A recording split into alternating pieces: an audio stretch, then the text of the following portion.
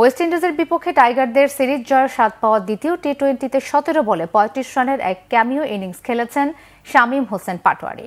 কিংস্টাউনের arms valley গ্রাউন্ডে এদিন 8 নম্বরে নামা শামীমের ব্যাটে 7 উইকেটে 88 রান থেকে 129-এ পৌঁছায় বাংলাদেশের ইনিংস। 27 রানের জয়ে এক ম্যাচ আগেই সিরিজ নিশ্চিত করে টাইগাররা। ম্যাচ সেরা পুরস্কার জেতা এই অলরাউন্ডার ম্যাচ শেষে দলের জয়ে অবদান রাখতে পারার জন্য সন্তুষ্টি প্রকাশ করেছেন। ভালো খেলতে পেরেছি, এটাই হ্যাপি, আমার ফ্যামিলি হ্যাপি, আমিও হ্যাপি, পুরো দেশ হ্যাপি, এটাই ভালো লাগতেছে।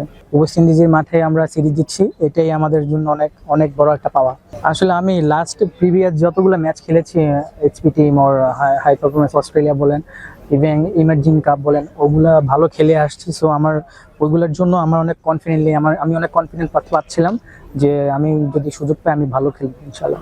মাত্র তো শুরু, এখনো অনেক ক্যারিয়ার বাকি আছে, ইনশাল্লাহ দেখা যাক। ফিটনেস নিয়ে কাজ করতেছি,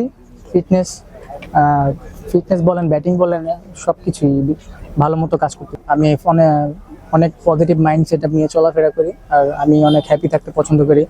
আমি জানি যে আমি যে কোনো সময় ইনশাল্লাহ আমি কামব্যাক করবো, এটাই ছিল আমার কনফিডেন্স।